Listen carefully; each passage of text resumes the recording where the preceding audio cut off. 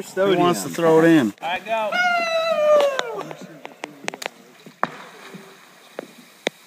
Oh, jeez.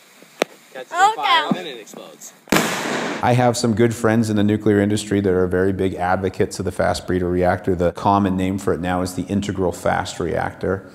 Personally, you know, I'm not the biggest fan of a reactor that's full of liquid sodium. It's stored under an oil to stop air or moisture getting on it. Reacts very, very quickly with air and also with water. Well, the hydroxide is a white crust on the outside.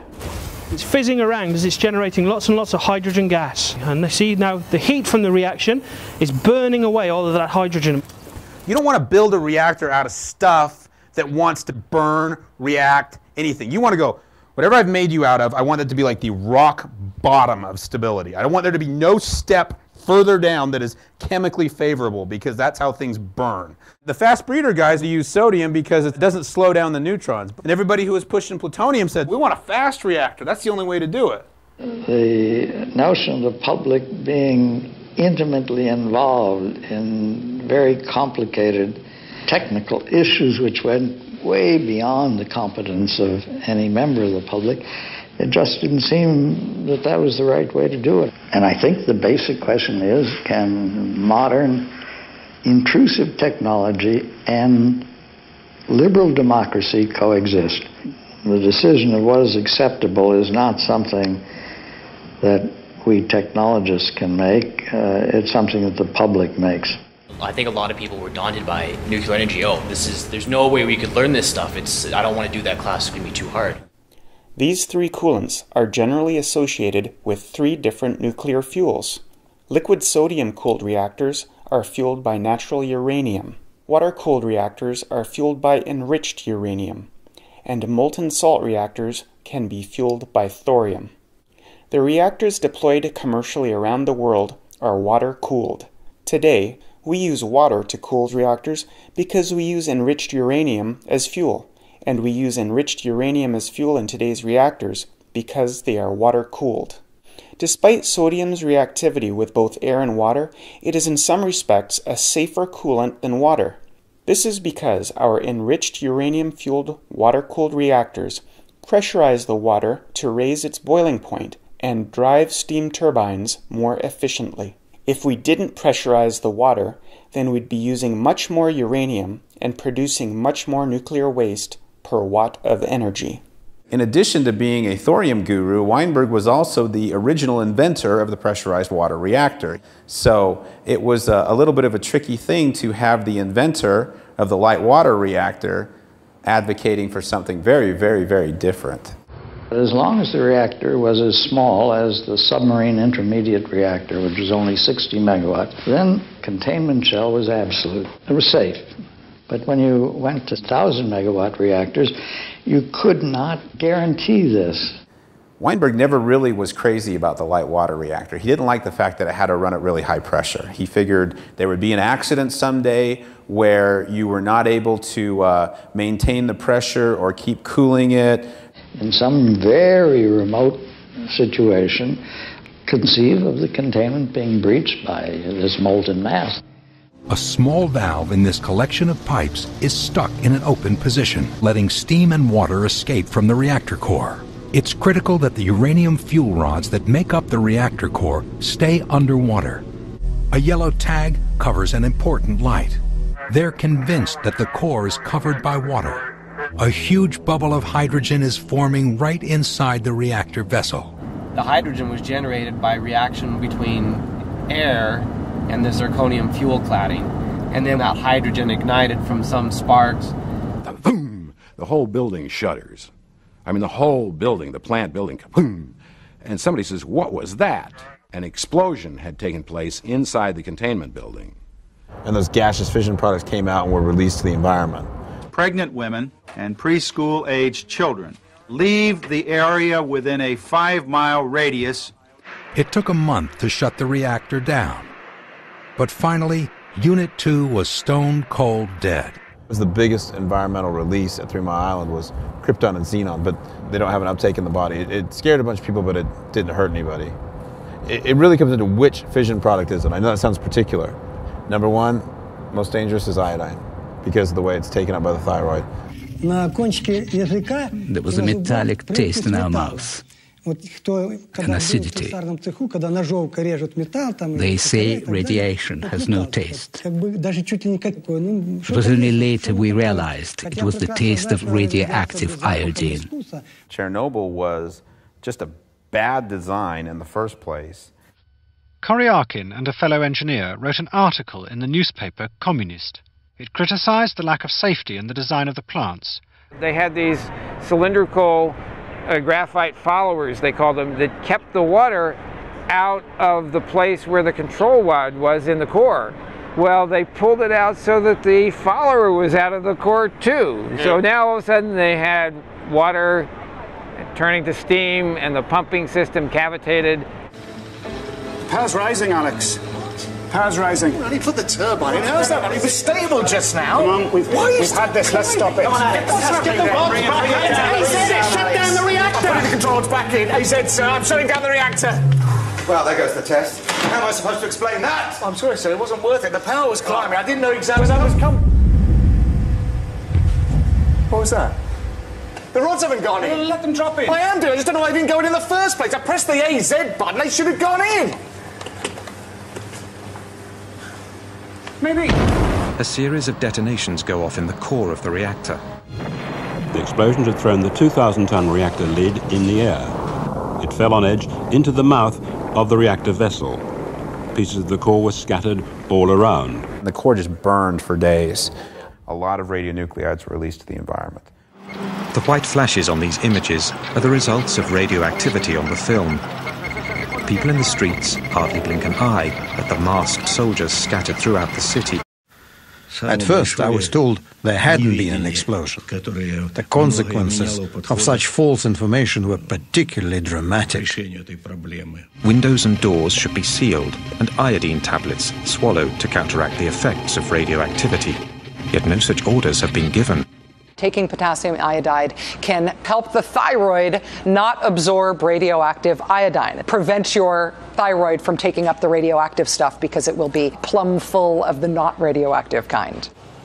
30 hours after the explosion, more than 1,000 buses arrived. The army announces the city is to be completely evacuated. It exploded when you hit the AZ button. Why didn't it stop the reaction? You say there couldn't be a design for, but how else do you explain it? They'd know. And if they knew, they'd tell us. They weren't aware of the facts. The potential neutron surge as the graphite tips re-entered was a known problem. Known by whom? Nobody told them. Nobody. The control rods are made of boron. But they're tipped with graphite. Now, in '83 at Ignalina, on a similar reactor, we found that in certain circumstances, when the graphite enters the water, it causes a power surge. A power surge. If you do stupid designs, something bad will happen even after 40 years, you know. Because a friend of mine was GE's first nuclear safety engineer, and he worked on the Fukushima plant, and they would have meetings with the TEPCO officials and engineers, and they would all nod their heads in long meetings and say, oh yeah, we'll do this, we'll do that. And then they go off after the meeting and do whatever they wanted. And that's why you had a 15-foot seawall with a 45-foot wave coming over it, and diesel generators and fuel in the basement. The earthquake that shook the Fukushima Daiichi nuclear power plant was the most powerful to strike Japan since records began.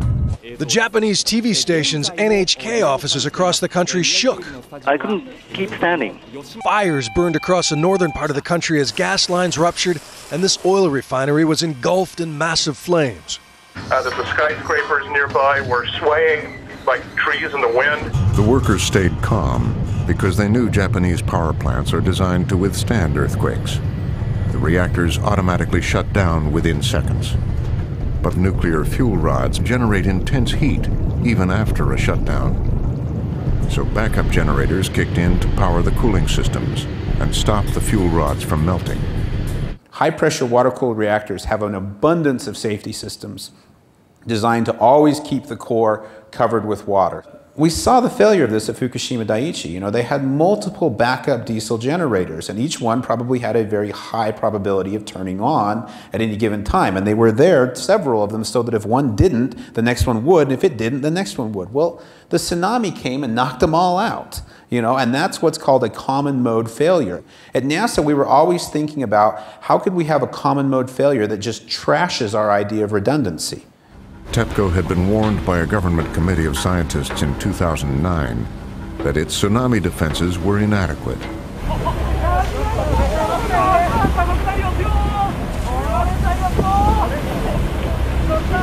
It was more than twice the height of the plant's seawall. The waves were relentless, consuming everything in their path, and watch as it destroys an entire village while still burning fires ride the waves. Hundreds of cars were swept along the current. Around 20,000 people were dead or missing. The coastline was devastated. Most of the backup diesel generators needed to power the cooling systems were located in basements destroyed by the tsunami waters. The workers had no functioning instruments to reveal what was happening inside the reactor cores. All of us who had a car were asked to get the batteries.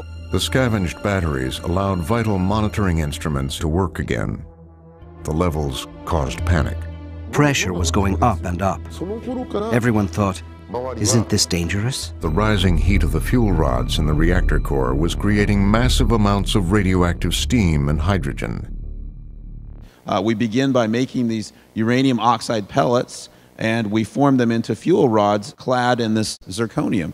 Turns out the zirconium, in certain conditions, can be quite reactive with the water that's surrounding the reactor. We have a fuel and a coolant that are inherently incompatible with one another, and that's how we run nuclear today. As night fell, the Japanese government ordered an evacuation of everyone within 2 miles of Fukushima Daiichi. Radiation levels were now rising.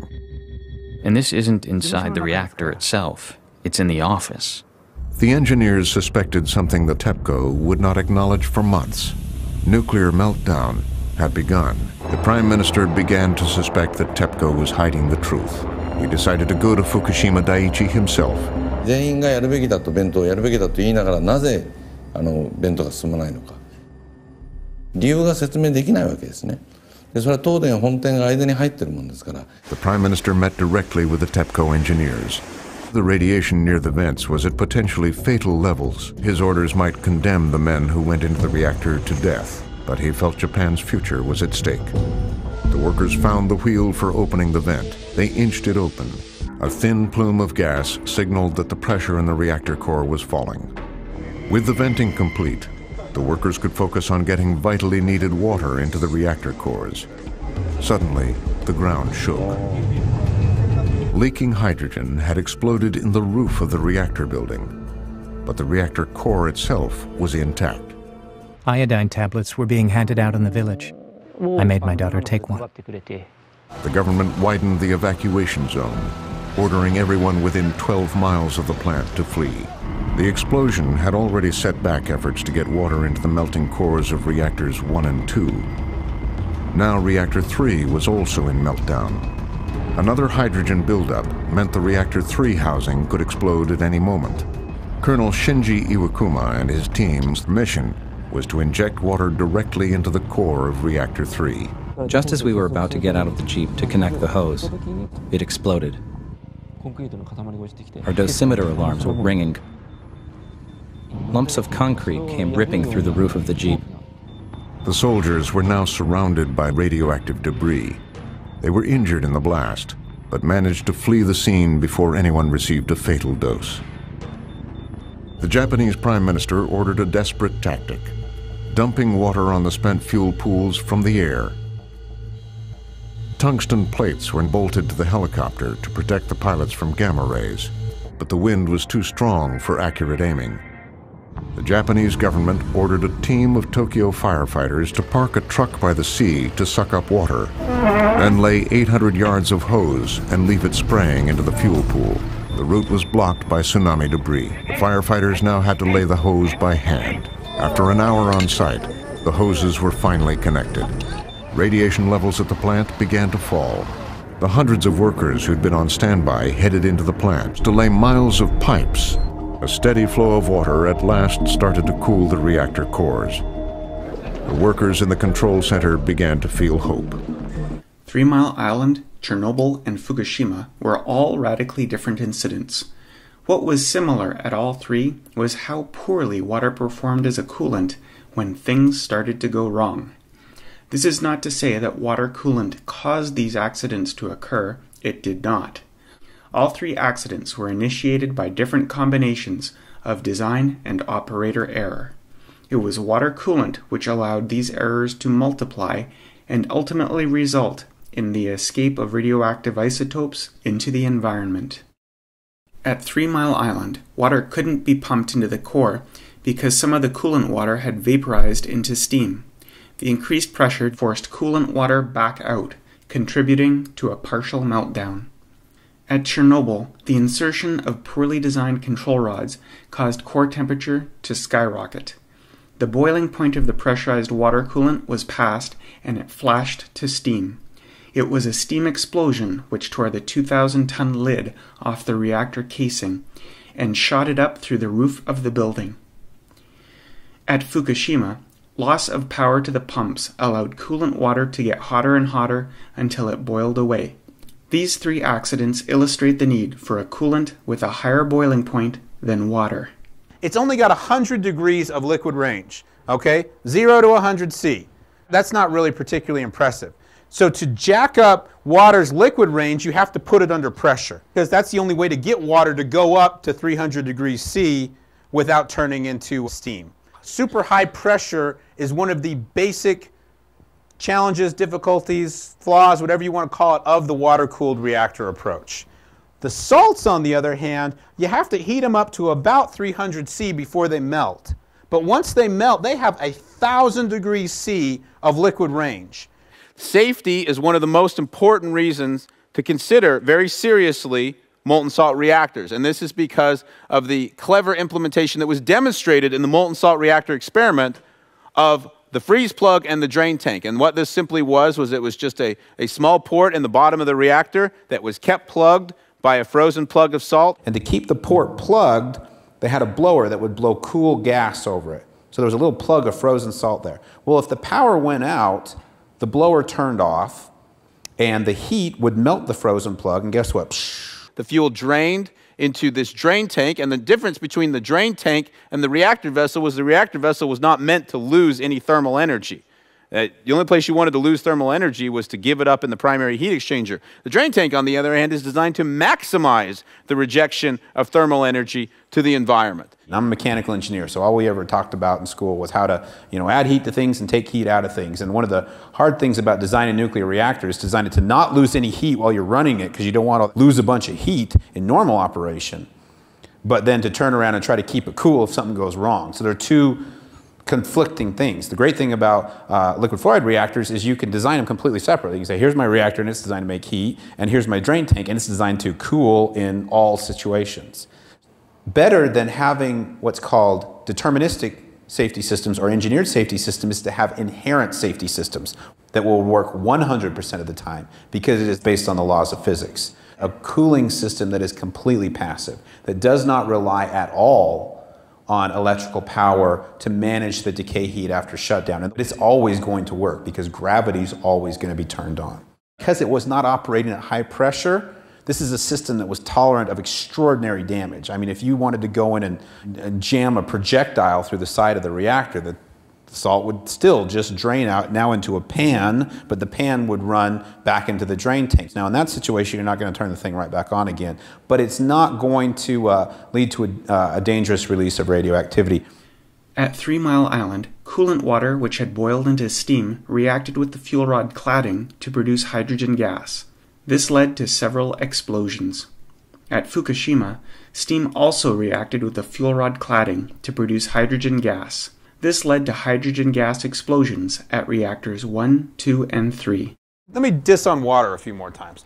It's a covalently bonded substance. The oxygen has a covalent bond with two hydrogens. Well, neither one of those bonds is strong enough to survive getting smacked around by a gamma or a neutron. And sure enough, they knock the hydrogens clean off. Now, in a water-cooled reactor, you have a system called a recombiner that will take the hydrogen gas and the oxygen gas that is always being created from the nuclear reaction and put them back together. It's a great system as long as it's operating and the system is pumping. Well, at Fukushima Daiichi, the problem was the pumping power stopped. H2O can also react with the fuel cladding to release hydrogen and damage the cladding, releasing radioactive isotopes. These two accidents illustrate the need for a coolant which is more chemically stable than H2O. A nuclear reactor is a rough place for normal matter. The nice thing about a salt is formed from a positive ion and a negative ion. Like sodium's positively charged and chlorine's negatively charged. And they go, we're not really going to bond. We're just going to kind of associate one with another, you know. And that's what's called an ionic bond. Yeah, you're kind of friends, you know. You're Facebook friends. Facebook friends.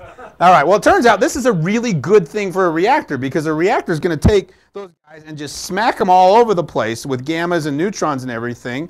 And the good news is they don't really care who they particularly are next to. As long as there's an equal number of positive ions and negative ions, the big picture is happy.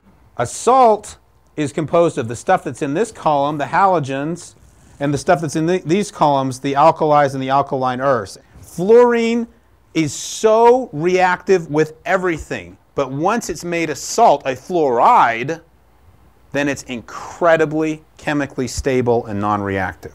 Sometimes people go, oh, you're working on liquid fluorine reactors. No, I am not working on liquid fluorine reactors. We're working on fluoride reactors, and there's a big difference between those two. One is going to explode, the other one is like super duper stable. I see moving to molten salt fueled reactor technology as a way to get rid of all the stored energy term problems that we look at in today's reactors, whether it's pressure, whether it's chemical reactivity, even the potential of the fission products in the fuel itself to be released. In fluoride fuel, which is what we would use in a molten salt reactor, those fission products are bound up very tightly in salts. Strontium and cesium are both bound up in very, very stable fluoride salts. Cesium fluoride, very stable salt. Strontium bifluoride, another very stable salt. In light water reactors, cesium is volatile in the chemical state of the oxide fuel of a light water reactor.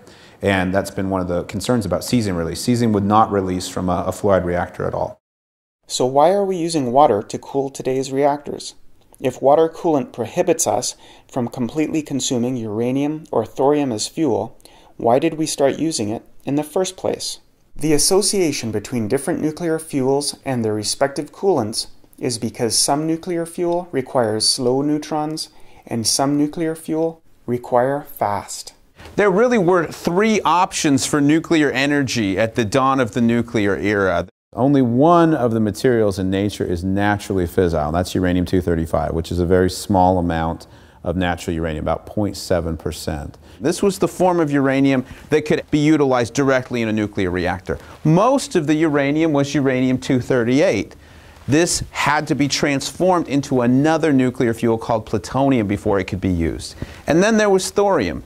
And in a similar manner to uranium-238, it also had to be transformed into another nuclear fuel, uranium-233, before it could be used in a reactor. 9999999. Well, this was wartime. Their plan was to make bombs. They took natural uranium and they separated those two isotopes. They would highly enrich uranium-235 from less than 1% up to like 90+%. Took big factories. It's very difficult to do isotopic enrichment. But this is how they made the uranium for the first nuclear weapon used in war. This was the bomb at Hiroshima. It was called Little Boy. Then they said, well, what can we do with all this junk uranium-238, the 99.3% of it? You could expose it to neutrons, and you could make it into plutonium. Now, plutonium is a different chemical element than uranium, so they can be chemically separated. Uranium-235 and uranium-238 are like identical chemically. There's no chemical difference between them. But there is a chemical difference between plutonium and uranium, so it was a lot easier to do a chemical separation of the plutonium you'd made, and that's how they made the Nagasaki bomb, which was called Fat Man. Okay, well maybe we can do the same thing with thorium. Maybe we can expose it to neutrons and we can make it into uranium-233. Uranium will be chemically separable from thorium and we can go make a bomb out of it, right? Sounds great. It's a really bad idea because as you made the uranium-233, you were always making uranium-232. You didn't make a lot of it, you only made a little bit of it. But uranium-232 is much more radioactive than uranium-233. And in addition to that, here's the decay chain that uranium-232 is on. It jumps down to bismuth-212 and thallium-208. And these two decay products put out very, very strong gamma rays. And these gamma rays are just super bad news if you want to go and build a practical nuclear device, because they tell everybody where the stuff is and they kill you. So really quickly they were going, okay, we can work with uranium-235, that seems okay. We can work with plutonium, that seems okay. But this uranium-233 stuff, that's bad news for making a nuclear weapon. So thorium was just set aside.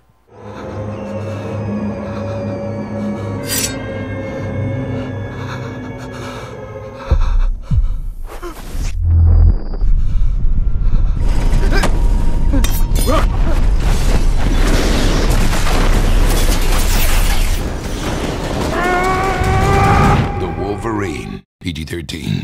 Well, after the war, they picked up on this again because now they were thinking, let's talk about making power instead of making nuclear weapons. Okay, this is the fast region. This is the thermal region. Squiggly lines and blah, blah, blah, blah. And you could probably tell the entire history of the development of nuclear energy in this one graph. And I'll tell you why. How much energy did the neutron have that you smacked the nuclear fuel with? Okay, how much energy did it have? And then how many neutrons did you kick out when you smacked it through fission? 2 is a very significant number in breeder reactors. You need 2 neutrons. You've got to have 1 to keep your process going, and you have to have another 1 to convert fertile material into fissile material. Okay, look at plutonium. It's that dip below 2 right there. That's what makes it so you cannot burn up uranium-238 in a thermal spectrum reactor, like a water-cooled reactor. You just can't do it. The physics are against you. And the reality is you do lose some neutrons. You can't build a perfect reactor that doesn't lose any neutrons. So they looked at this and they said, man, we just can't burn uranium-238 in a thermal reactor. It just can't be done. Well, you know, these guys are undeterred. They said, well, here's what we'll do. We'll just build a fast reactor, because look how good it gets in the fast region. Wow, it gets above 2. In fact, it gets up to 3. Wow, this is really good. Well, there's a powerful disincentive to doing it this way, and it has to do with what are called cross-sections. These are a way of describing how likely it is that a nuclear reaction will proceed. Look how much bigger the cross-sections are in thermal than they are in fast. How many of these little dots are we going to need to add up to this size? We're going to need a lot. So this is why it was a big deal to be able to have performance in this region of the curve. Those little bitty dots, they're up here in this part of the curve. Okay, this is the fast region. This is the thermal region. Thorium is more abundant than uranium. All we're consuming now is that very, very, very small sliver of natural uranium. But this is not the big deal. No, it's not a big deal that natural thorium is hundreds of times more abundant than the very small sliver of fissile uranium. The big deal about thorium is that we can consume it in a thermal spectrum. That's the big deal of thorium, is that it can be consumed in a thermal spectrum reactor. When you're talking about a thermal spectrum reactor of any kind, you have to have fuel and you have to have moderator. And they're both essential to the operation of the reactor. The moderator is slowing down the neutrons. And when the neutrons have been slowed down, we call them thermal neutrons, or a thermal spectrum. In a water-cooled reactor, we use water, specifically the hydrogen in the water, to slow down the neutrons through collisions. The graphite in the molten salt reactor, is that a moderator? Yes, that's the moderator in the reactor. Same idea, except we use graphite as the moderator instead of water. Neutrons go in the graphite, hit the carbon atoms, they lose energy, they slow down. Now why slow it down? That's the difference when you're going from that little bitty dot to the big dot. That's why you want to slow it down. You want the big dot, not the little bitty dot. A thermal spectrum molten salt reactor has to have the graphite moderator of the core in order to sustain criticality. If the vessel ruptures, recriticality is fundamentally impossible. The drain tank does not have any graphite in it. If something happens where that fuel drains away from that graphite, criticality is no longer possible. The reactor's subcritical fission stops, and there's no way to restart it without reloading the fuel back into the core. This is such a remarkable feature, and it really is unique to having this liquid fuel form and to having something that can operate at standard pressure. You can't do this in solid fuel. If you do this in solid fuel, it's called a meltdown. That's bad. Now, in a fast reactor, on the other hand, you don't depend on moderator. You put enough fuel in the reactor so the criticality is possible even without moderator. In those scenarios, if there's a drain or a spill or something, you need to be careful about what geometries it could get into, because recriticality is not, from first principles, impossible. It may be impossible in the design you've designed, but that becomes design specific. Whereas in thermal reactor, it is just impossible. Outside of the lattice of moderator, you can't have a criticality set up. The thermal region, look who's doing the best. Look at uranium-233. Look at that. Okay, look at plutonium. It's that dip below 2 right there. You just can't do it. The physics are against you. But uranium-233, on the other hand, okay, yeah, it gets a little better in the fast, but dang, it's still pretty dang good right here in the thermal. Big targets, a lot easier. This fact was not well known probably till about the 70s. There was some data that indicated it, but there was enough uncertainty even as late as 1969 that the Atomic Energy Commission did not feel like it was a safe bet to go with thorium. Everybody who was pushing thorium said, we like thermal, this is the kind of reactor we want to build. And everybody who was pushing plutonium said, no, we want a fast reactor, that's the only way to do it. And so what happened is they put resources into the plutonium breeder reactor almost from the get-go. They built the experimental breeder reactor 1 in 1951. So this was the first reactor that made electricity. 4 little light bulbs here. This is a mock-up of the core. This size was giving off a megawatt of thermal energy. How tall is this? How many meters? 8 inches. This is actual size? No, scaled down. No, that's full size. EBR1. This was a breeder reactor. It was designed to convert plutonium into energy while making new plutonium. This was not a light water reactor. This predated the light water reactor by years. It was a fast breeder. This is 1951. This is a Gen 4 reactor. No kidding. Early nuclear pioneers like Enrico Fermi and Eugene Wigner saw the future quite a bit differently. Fermi believed that because of the performance of plutonium, and especially because it could have a substantial breeding gain, in other words, it could make more fissile material than it was consuming, that we should really focus our efforts on the fast breeder reactor. Eugene Wigner, on the other hand, looked at these same pieces of information and reached a different conclusion, which was that thorium was a superior fuel and that it should be realized in a thermal spectrum, in a thermal breeder reactor. And this opened up a number of possibilities with coolants and reactor configurations. But thorium, in another way, was a rather unforgiving fuel. It did not have a great breeding gain like plutonium had the potential in the fast spectrum. You had to make sure that you were very careful and conserving of your neutrons. You couldn't waste a lot on losing neutrons to structural materials or losing them to leaks out of the reactor or losing them to absorptions in the daughter products of fission. And thorium also had another challenge. It took about 40 days once it absorbed a neutron to turn into uranium-233. There was a time delay there between when it absorbed a neutron and when it became new fuel. Fermi wondered how it would be that thorium would overcome this problem of the delay from when it absorbed a neutron to when it became new fuel. And Wigner had already seen a possible path forward, which was to do something rather revolutionary, build a nuclear reactor out of liquid fuels rather than out of solid fuels. I believe part of this came from Wigner's educational background. He was the only person, or almost the only person, who combined great skill as a nuclear physicist with great skill as an engineer. Wigner, of course, was a chemical engineer by training. He was the only one who commanded both of those attributes. And so he was able to see both the engineering and physics aspects. He was a chemical engineer by training, and he knew that in chemical processes, the reactant streams are almost always liquids and gases. They're fluids.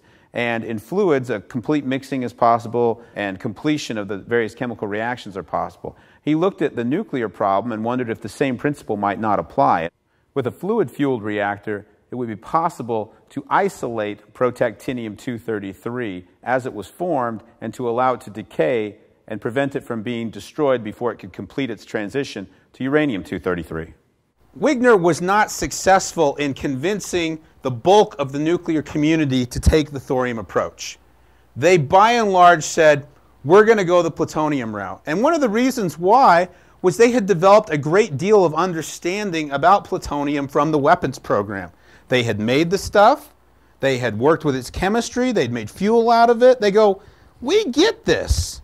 Thorium, we haven't really messed with thorium. You know, it would be like starting over. So that propensity there was to go and do what you already knew how to do. And the plutonium was so much better developed than the thorium. So Wigner was not terribly successful in making converts in the nuclear community. But he did make one convert, this guy, Alvin Weinberg. He was his student during the Manhattan Project.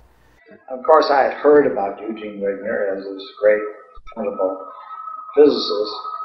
I gradually became his assistant in charge of the nuclear design. And Weinberg got it. He got the big picture. He got, we need thorium, we need thermal reactor, we need liquid fuel. I see it. I see what we got to do.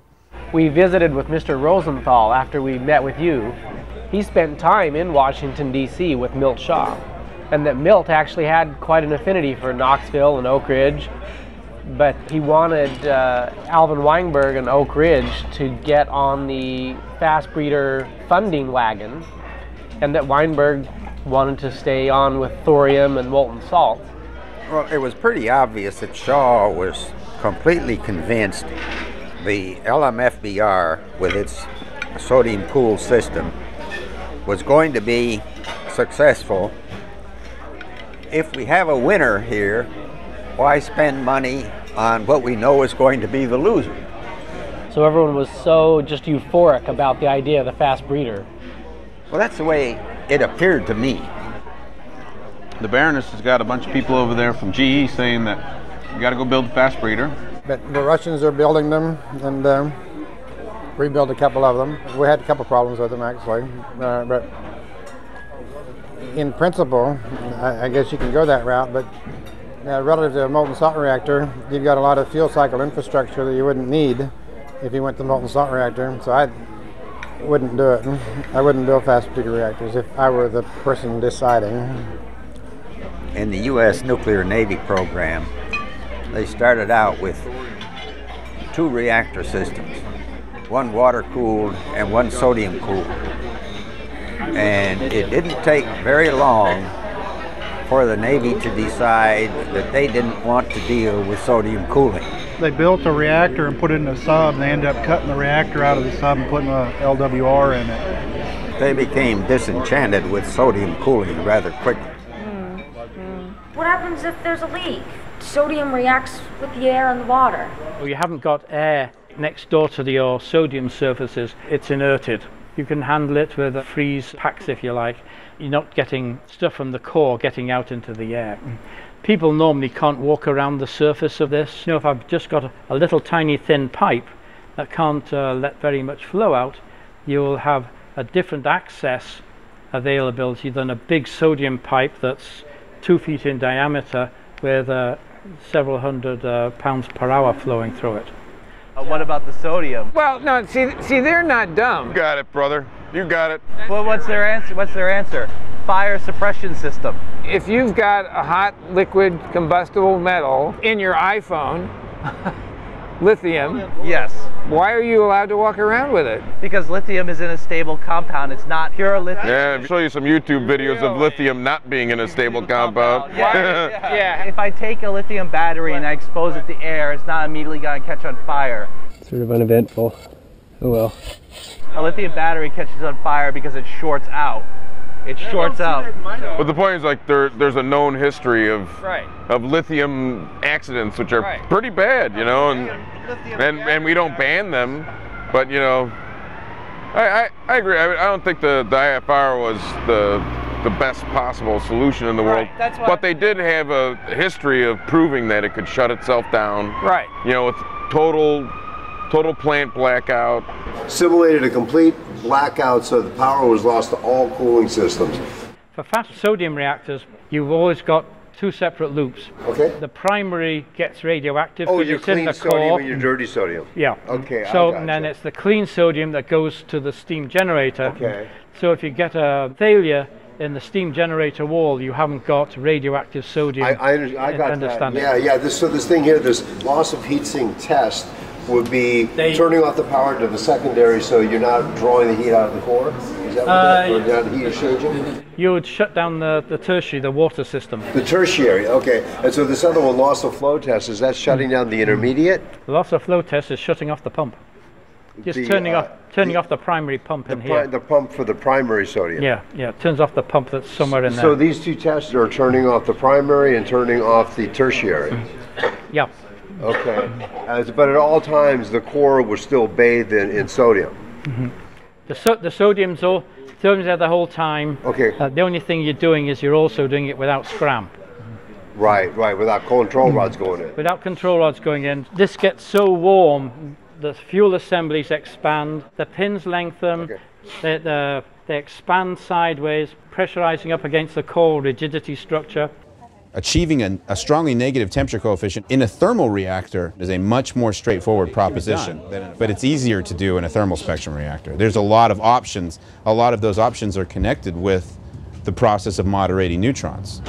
So you change something about that process and it helps you achieve a strongly negative temperature coefficient. The fuel expands, the clad expands, the fuel assemblies expand, the core support structure expands, the core plate underneath expands. Gotcha. This is at the molecular level in the salt reactor because it expands. The salt expands. That's why I wanted to get the same thing, except this is done at the physical level, and so in the salt it's easier to have this happen. That's why I wanted to drill down and get some questions answered. But great, that was very informative. Thank you, sir. The trouble is these tests were done about 2 weeks before Chernobyl. Yes, that's right. That was so amazing. No one even knew about this, which was a shame. Bob. So my question was, this was not commercialized, right? We were going to. It was called Clinch River. I was working on Clinch River, and then Al Gore, who thought that plutonium is nasty, wicked, and evil, and we shouldn't have anything to do with it, persuaded Clinton to shut the program down. I've actually been to the site where the Clinch River fast breeder was supposed to be built. I hopped the fence and trespassed on federal property and walked out to the river, and it's an empty field. The country thought the liquid metal fast breeder reactor was going to be the future. We've now done 3 of them. 2 have had unintentional core melts. The last one happened in 1972, where the plant manager had to call the mayor of Detroit and say, prepare to evacuate Detroit. Well, how is that Detroit reactor different from here? The Enrico Fermi fast breeder reactor was built by Detroit Edison, made with metallic fuel like this. Actually, it went online about the same time as this one. The AEC said, well, what happens if you get a meltdown? So they said, okay, we'll put some zirconium plates underneath. The trouble is, when they put them in, they only tack welded them, and the vibration tore one of them off and went up and flattened underneath, blocked off the sodium. So there's a significant meltdown, but they cleaned it all up. Milt Shaw, insisting on oxide fuel for Clinch River, wouldn't help give them some money to buy another core load. For want of a couple of $1 million, the plant went down. Unbelievable. Good old Shaw, he's the guy who really is responsible for our trouble. Milt Shaw is quite infamous in the molten salt community. I had no idea until I read Plentiful Energy. Milt Shaw is infamous to the IFR crowd as well. Boy, he was just infamous to everybody. The folks who were in support of Clinch River fast breeder reactor had very sharp elbows. Guys who were working on the integral fast reactor have just as much heartache with the focus on the oxide-fueled loop reactor at Clinch River as you do. I mean, I agree. Fast reactor does not equal fast reactor, right? Sodium loops with pumps. That flavor, that was the project. And, people who wanted to do metal fuel in a pool reactor, they wanted to do molten salt, they wanted to improve the light water reactor, they wanted to prove that the light water reactor could do breeding as well. All of those projects were put on back burners or defunded completely. Making solid nuclear fuel is a complicated process, And we extract less than 1% of the energy from the nuclear fuel before it can no longer remain in the reactor. Kirk makes a big deal about, the fact that he wants to, use thorium because it's 200 times better than using uranium. But, using uranium is about 10,000 times better than using oil. So let's make the big jump first. The nukes, though, need to stop fighting amongst each other and compare their power plants to the real competition that holds 85% of the market, which is the fossil fuel companies. Nobody saw the light water reactor as the machine on which we would power our civilization using nuclear power for thousands of years. The only question is which breeder and how fast do we get to it? I mean, I got a 1962 report to the president, and right in there it states this is a stopgap technology. I think these early nuclear pioneers would be absolutely floored to show up today in our nuclear world and go, oh my gosh, you're still using light water reactors? I mean, come on, guys. We should have seen more technology advancement by now. We should have seen something better. Pressurized water reactor has to take 2,000 psi, which is a really thick pipe. It's typically 4 to 8 inches depending on the diameter of the pipe. We're doing new things with light water. The core, the pumps, the control rod drive mechanisms, the steam generators, the pressurizer, all in one steel pressure vessel. No piping penetrations in excess of about 3 inches in diameter. I'm working on that exact reactor. The light water reactor is still the most efficient, safest energy source we have on the planet right now. And it's a real thing, and we have a big worldwide fleet of these things. It should have been bigger, but we have like 400 some reactors running. All we are saying is that in the very near future, we could have something that's even yet safer and even yet more efficient. If someone said, well, all you can have are water-cooled reactors of some type or a vast array of fossil fuel and so-called renewable energy, I'd rather all my energy was created by light water reactors any day. Nuclear right now means water-cooled reactor, uranium oxide solid fuel, poor fuel efficiency, and steam turbine. That's what nuclear power means right now. How do you tell people this isn't your father's nuclear, or this is different? It's a much better way to utilize our resources in every way. Molten salt reactors reignited my passion in nuclear because to me it solves the waste problem. People look at Fukushima Daiichi and they go, is this the end of nuclear power? And I go, no, it's not the end of nuclear power. It's like, there's a zillion other ways to do nuclear power. I think this is the best way. Maybe I'm wrong though. Maybe there's a better way. I've been looking for it. I tell anybody I got a standing invitation. You can figure out how to do this better. I will be happy to go do whatever it is that's better. I'm always looking for it. Show me a system that is superior to a molten salt reactor, and I'll say yeah. But to this day, there isn't one. It's not based on nothing that people have spent their careers and many, many successful long-term tests. This is not a theoretical technology. This is a proven technology that just needs to be commercialized. It's just by dint of a solid fuel supply chain having gotten started that we don't have molten salt supply chain in place. While molten salt reactors allow previously unattainable levels of passive safety, this does not mean that pressurized water reactors present any greater danger than coal, solar, wind, or natural gas. Despite 3 Mile Island, Chernobyl, and Fukushima, existing nuclear power is already the safest form of energy available to mankind. This is because every source of energy has risk associated with it. Molten salt reactors and other modern reactor designs such as the AP1000 minimize the impact of any error by improving passive safety mechanisms. Any incident at a newly constructed reactor is much less likely to disperse radioactive isotopes. But the key to reducing errors in the first place is having a well-regulated industry. Hey, Barney. Yo. Open 14 and 15. You can't do that, Jack. Open them, Barney. Jack, you can't do it. The book says Well, you can't the do hook. it. We're almost up to the steam lines.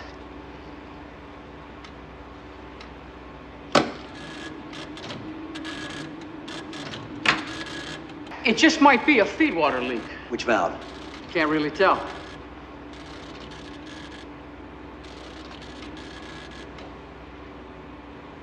Shut the isolation valves. You're gonna need that feed water later. You want to go down there and do it by hand? Do it.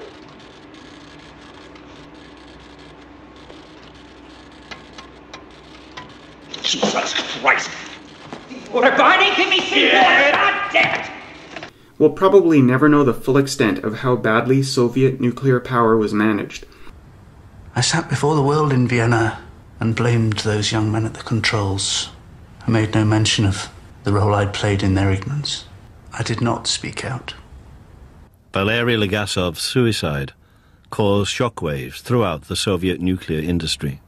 Design flaws in the graphite tips of Chernobyl-type RBMK reactors were finally admitted to and changes hurriedly made. But we do know that Japan's nuclear industry has seen a steady stream of fatalities. This does not happen in France. This does not happen in Germany. Over a 10-year period, United States nuclear power was responsible for a single fatality, from 2003 to 2012. A uranium miner died when a support beam collapsed. Because every single source of energy has caused at least one fatality during this period, and we know how much electricity was generated by each energy source, we can express how safe each form of energy is as a quantity of watts per human life. For nuclear power, because there was only a single fatality, we divide by 1. Almost 8 million gigawatt hours of electricity per human fatality. The next safest form of electricity is hydroelectric power. Hydro produced about half as much electricity as nuclear, for which 6 people died during that same period. Next is natural gas. We've all seen natural gas explosions on the news. Somewhere between 26 and 27 people were killed during that same 10-year period. It is a fractional number because the natural gas was dual use. Only a portion of it was for generating electricity. Now that we're burning fuel, we have air pollution to consider as well. 144 fatalities can be reasonably associated with the pollution caused by burning natural gas over that same 10-year period. Even with the cleanest burning fuel, air pollution kills more people than explosions. Natural gas gives us about 52,000 gigawatt hours per human life. The safest renewable is wind, about 21,500 gigawatt hours per life. Wind fatalities are due to maintenance. Just like nuclear power, this could easily go up or down depending on how the industry is regulated in the future. But there are a lot of turbines, all requiring regular maintenance, each one producing a moderate amount of electricity. To improve the watts-to-life ratio and try to make it as safe as nuclear power, it is reasonable to expect the cost of wind turbine maintenance to go up, driving up the cost of wind power. 27 people died maintaining wind turbines over that 10-year period. Natural gas comes out ahead of wind because it produced far more electricity. Solar is 2.5 gigawatt hour per human life. There are a whole lot of rooftop solar panels, and each one only produces a tiny fraction of the energy that a wind turbine does. Of all renewable energies, photovoltaic solar power is the least competitive in terms of price, but it also offers the biggest opportunity for improvement if panels can be made more efficient. Such an improvement in panel efficiency would also improve solar's safety standing, since more watts could be generated for the same amount of maintenance. In the United States, from 2003 to 2012, average number of watts generated per fatality is 300 gigawatt hour per human life. How is our average so much lower than any number we've looked at so far? Because of coal. Let's not forget electricity produced by burning coal. Coal mining killed 298 Americans over 10 years. Coal mining fatalities dwarf all other forms of accidental death in the United States. But the big numbers are in air pollution. In 1 decade, burning coal has killed over 130,000 Americans, largely due to the release of tiny solid particles that we inhale, causing respiratory illness. Burning coal also exposes us to mercury poisoning. This is how America's consumption of electricity kills people, by coal. Every other source of electricity is safer per watt.